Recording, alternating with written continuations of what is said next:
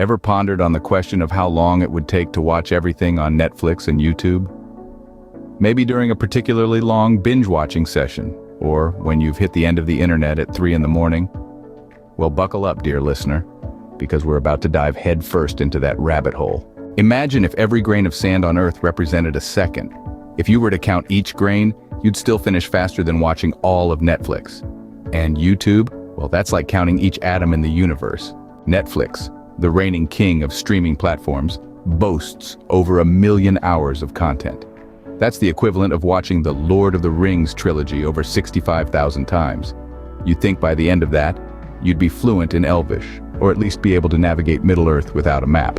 Now, if you were to sit down and start watching Netflix without any breaks, not even for sleep or food, it would take you around 114 years.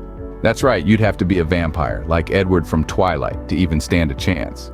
But then again, who would want to live forever if it meant watching Twilight on repeat? On the other hand, YouTube is a whole different beast. Every minute, users upload 400 hours of content. So while you were laughing at that cat video or grooving to the latest music hit, another 640 days worth of content has been uploaded. To put it in perspective, if you started watching YouTube non-stop from the time the pyramids were built, you'd still be catching up on videos uploaded today.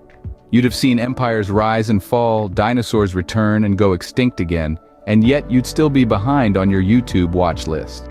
Now, if you were to compare the two, watching all of Netflix is like taking a leisurely stroll around your neighborhood. Watching all of YouTube, on the other hand, is like trying to sprint around the earth while it's on fire. And you're wearing flip-flops. In conclusion, if you're planning to watch everything on Netflix and YouTube, I hope you've discovered the secret to immortality or have a time machine handy. Because the only way you're getting through all that content is if you're Doctor Who or a vampire with a really good internet connection. So next time you find yourself scrolling endlessly, remember, there's more content out there than there are stars in the sky or grains of sand on a beach.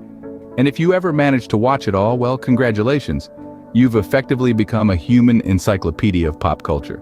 Now, isn't that a fun fact to share at parties?